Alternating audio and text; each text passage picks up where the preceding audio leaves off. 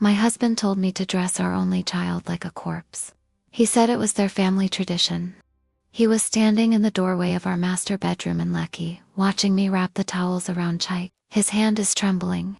Obinna has never trembled. He is a man who yells at bank managers and negotiates contracts worth millions of naira on Victoria Island without blinking. But today, in the cool, quiet atmosphere of our house, he was sweating again. "Make sure the white outfit is clean, Nika," he said.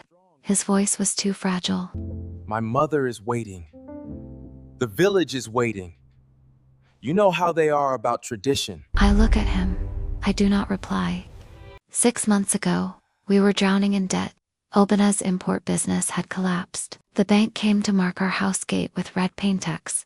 The possessor has taken it. We are eating rice without meat. Then, he went back to the village to attend a prayer session, and return after 3 days with a bag full of dollars and a new shirt.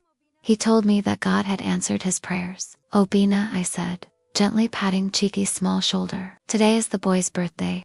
He wants to go to the movies," I said. "Is it your decision?" He snapped. "I told you we would go back to the village. My mother prepared a special Thanksgiving. Do you want us to go back to that time of hardship?" He uses poverty as a weapon. He knows I fear hunger after we just escaped from it. I have finished dressing Chaik.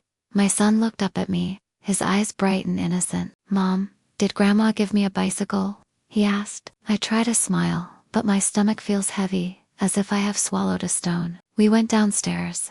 The house has the scent of expensive incense that Obinna has recently started burning. Outside, the black SUV is waiting. The driver, Sunday, isn't looking at me. He just opens the door. The journey to the east is endless. The farther away from Lagos, the more Obinna checks his watch. "Can't you drive faster?" he shouted at Sunday. "If we're late, it's all over." "Sir, the roads are bad," Sunday muttered. I look at Obinna.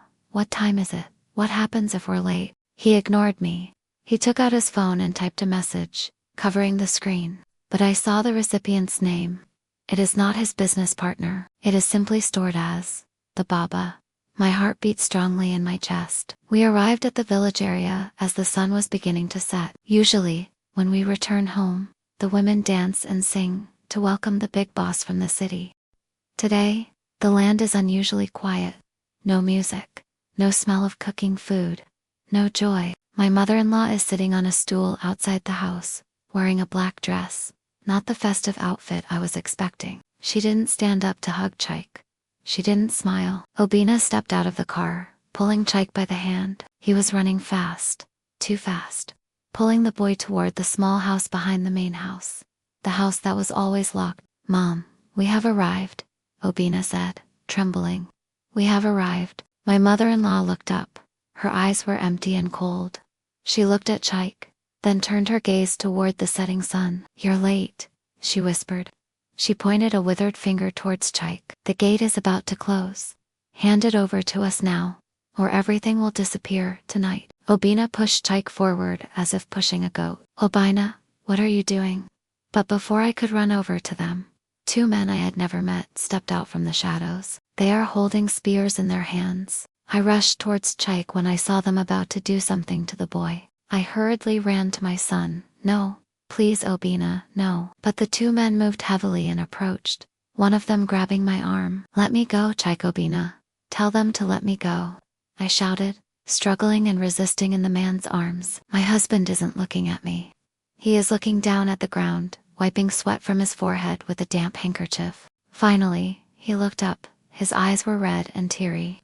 "Nika, please don't make noise anymore," he whispered, his voice trembling. "Just to cleanse, it's just a purification. You know how the village is. We cannot enter the village with the city's bad luck." "Liar," I spit in his face. "Look at them. Are they pastors?" I look at the 2 people holding me. "Is this a church? Didn't you say we would go to church?" I just pointed to the small tent. The thatched roof was low, dark, and covered in dust. Thick, black smoke swirling from the doorway. It no longer has the scent of incense. It smells like iron. The thatched roof is low, dark, and covered with dry palm leaves that crackle in the wind. Black and thick smoke rises from the door. "Quiet, you silly girl," she said. Her voice was low but carried more weight than my scream. When Obinna came here 6 months ago, he cried like a woman because the bank wanted to take his house. Who helped him? Does your God pay off debts? Can your screams bring in dollars? She stepped closer to me, her eyes as sharp as granite. The gods have bestowed their gifts. Now, the gods want to eat. Do you think you can eat the fruit without watering the plants? He's my son, I shouted. He's not a fruit. He's a human being. He is Obinna's blood first, she interrupted. And Obinna belongs here, she signaled to the men. Take the boy inside. Grandma is waiting. Mom, Chike shouted, twisting his little hand in Obinna's arms. Mom, I don't want to go. I want to go home. Obinna was startled. In just a second, I saw his hand loosen. I see that the father in him is trying to resist greed. But then he looked up at the gradually darkening sky. He looked at the unfinished building, standing to the left of the tent, a symbol of his return to wealth. He clenched his fist. Be a man, Chike, Obinna muttered, pulling him toward the smoke.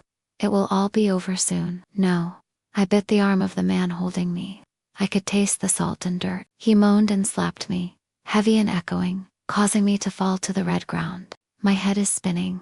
Through the echo in my ears, I hear the wooden door of the tent slam shut. The lock clicks loudly. Chike's crying is cut off immediately, as if the room itself has swallowed the sound. Lock her in the warehouse, my mother-in-law ordered. Silence her if she makes noise. The man pulled me across the yard, my heels dragging on the dirt.